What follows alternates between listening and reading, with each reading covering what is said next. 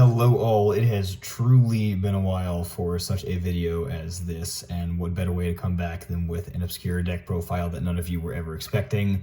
As you can see, the setup is a little bit weird. We have one of the mats had to go sideways. My recording setup is a little bit strange at the moment. I'm working on fixing that, but I didn't want to wait too much longer to be able to do one of these, so let's just go ahead and dive right into Crystal Beasts, as we have done before.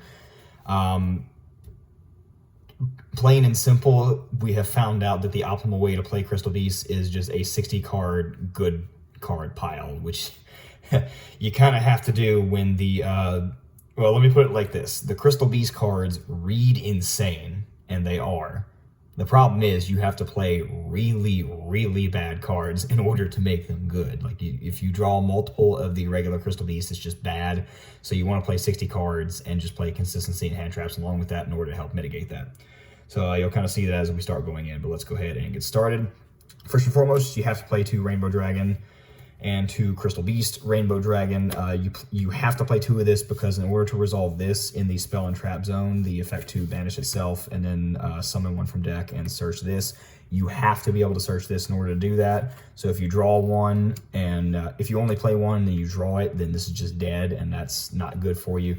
And of course you play 2 of this because 2 of it can come up sometimes, especially if you survive to the 3rd turn and weren't able to get through everything, but then you live. And, you know, if you happen to draw one of these in your hand, then you end up in another battle phase, you can summon it out as just a big body and help go for game whenever you do that. Up next is the Crystal Beasts themselves. Pretty much nothing will change about this. You still play 3 Pegasus, it's the best one. 2 Carbuncle usually ends up coming up, whether you hard draw it or you summon it from the deck, or you can summon another one via its effect.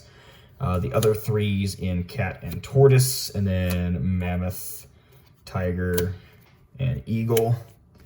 We do play all of them. If you really want to and you manage your resources effectively, then you can cut one of them down and you don't have to play all of them, but it's really just best to be able to do all of it, because when you get a bunch of names in a rotation and then you end up playing around with the graveyard and the banish pile a bit, that ends up coming up. So it is beneficial for you to play all of the names because they do usually all end up coming up.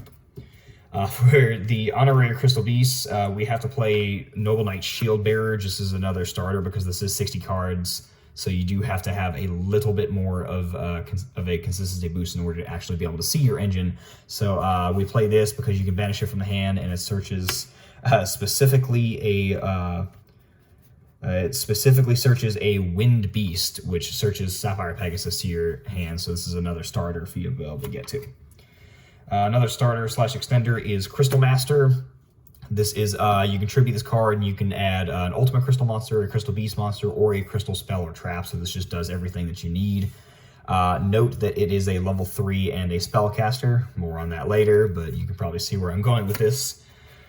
For the spells, of course, the 3 Rainbow Bridge. This gets you into all your crystal spells and traps, such as Crystal Bond and Golden Rule. This adds 1 and then places 1 from a different name. This places 2 from the deck and then summons a different named one from either hand or grave. You usually want to summon Carbuncle off of this after placing either 2 Pegasus or just whatever other pieces you're missing. And then this just does absolutely everything for you that you need. You can either special summon a Crystal Beast from anywhere, or you can Foolish a Rainbow Bridge card or add 1 to your hand. So that's either the Rainbow Bridge of Salvation or the continuous spell, the Bridge of the Heart. The only stipulation with this, of course, is you have to reveal an Ultimate Crystal Monster, so you do have to have Rainbow Dragon in your hand in order to resolve that.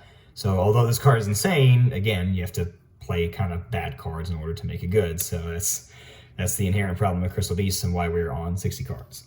The only other crystal one is I do play the Crystal Beacon. This does come up sometimes to be able to fix your hands and help you extend a little bit further. If you have 2 Crystal Beasts in the spell and trap, then you can summon Carbuncle from the deck, and it can help get a lot more of your plays rolling, and it can just get you out of a tough spot if you find yourself in that situation. For the Rainbow Bridges, we of course play the continuous, the Rainbow Bridge of the Hearts. This, again, just does everything for you. It's an additional normal summon. If it sees something get crystallized in the spell and trap zone, then you can target a card your opponent controls, bounce this and that card to the hand, and you can destroy a Crystal Beast from hand or field, and you can search a Crystal Spell or Trap, so it just helps you keep going. This card just does everything for you, and it's really good to see if you can get to it. The last one that we play is we do main deck the Crystal Miracle.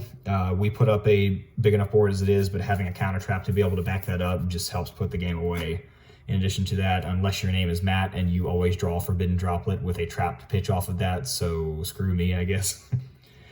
We do play the Foolish Burial Goods package because if we can send Rainbow Bridge of Salvation for free, then that means we don't have to commit the Awakening of the Crystal Ultimates quick play trap for that, and we can use that to more easily get Rainbow Bridge of the Heart, or we can summon another one that we're missing from the deck. It just helps to get into better engines, and it just ends up being free. The field spells that we play for that, we play the Necro Valley just because it's, you know, anti-meta card, go figure. But the main one we want to do is the Kyoto Waterfront because we play the Gamma Seal package. We were able to get this. We were able to very consistently get to this. You know, Gamma Seal being 2 to 3 Omni Negates is just insane, and yeah, it's Waterfront and Gamma Seal. Nothing more needs to be said. We do also play the Spriggans package, a Spriggans Kit, Spriggans Rocky, and Tally Ho. It's Soul Charge. It's Soul Charge. It helps with rank 4 plays, and it does everything that you need in deck. More on that in the extra deck.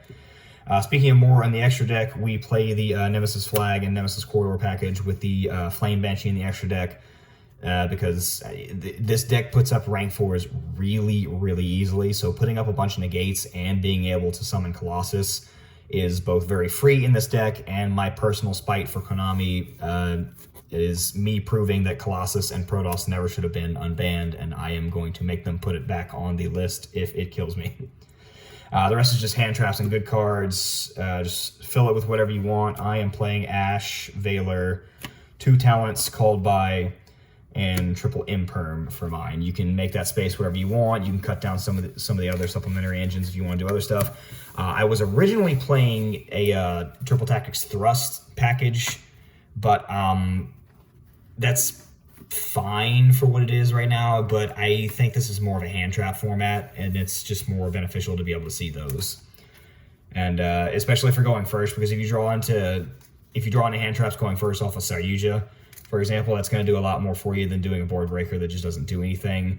And you really do just have to stop the best decks of the format right now, because trying to get to the board, especially now that Snake Eye Fiendsmith is about to be the best deck, it's really just a lot less feasible to be able to hope for that. So you kind of just want to stop them in their tracks rather than trying to chew through the board.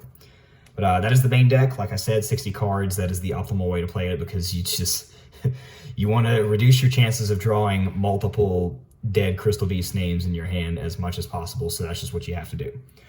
For the extra deck, there's the big Crystal Beast. That's how you put away games a bunch of times. He goes up to 11k. He can shuffle away the entire field and summon back as many from Banished. Just really good card overall. And like I said, we play the Colossus Flame Banshee package because we can do that. Because Konami said I could. This needs to go back on the ban list, and I will hear no arguments otherwise. We do that. The rest of the XZs, we do Dagares, summons them back, can draw into the deck more if we need it, just does everything. Baguska is the panic button if we get stopped. Lightning Chidori helps to go into boards to break them, just really, really great. Gaga Magician may seem strange, and I thought this was strange the first time I saw this as well, but it is actually a really good extender, because you can bring back another XYZ, usually Spriggans Merrymaker, which is part of the Spriggans package with Sargus that gets you into Tally Ho, and then it just gets you 4 bodies for free, as well as 2 rank 4s, so you can go into another rank 4 before going into Saryuja if you want. It just makes your life a whole lot easier. But this brings back, one of these, usually Merrymaker, and then you can go up into Selene, actually. But what you do first is you go Cherubini. If you don't need it for the extra name, then you dump Crystal Master, because remember, Crystal Master is a 3 and a spellcaster. So you can dump Crystal Master with Cherubini. SP is also in here because, it's good. And bring it back with Selene. Now, how do you make Selene? You need a spellcaster. Spellcaster. That's literally why that's in here. Get you a body back, and it's a spellcaster to go back into Selene. So you dump the Crystal Master with Cherubini. Some point in the combo, go into Gaga Magician, bring back one of these XZs, and then use God Magician to go into Selene, and Selene revive Crystal Master, and then tribute Crystal Master face up in the extra deck to get a Crystal Spell or Trap, a Crystal Beast, or whatever else you're missing. And then that's an easy body for Apollousa. You know, we do play the Apollousa, and then the other two are the Saryuja and the Zelantis for both the combos, and you know, Zelantis helps break the boards as well. I thought that package was strange at first, but it's just so good. Whenever it comes up, it can help fix your boards, it can help fix your hands. It's just a really big consistency boost as well. I'm not going to show the side deck because you can kind of make the side deck whatever you want based on whatever format and based on whatever deck you're trying to play. But yeah, that is pretty much all I got for you. We brought back the Crystal Beast because it was funny, and funny enough, the 60 card pile is the optimal way to play it, and it is just what works at this point. So yeah, just make of that what you will, and good to come back with one of these. And beyond that, thanks for tuning in. Have a good rest of the day.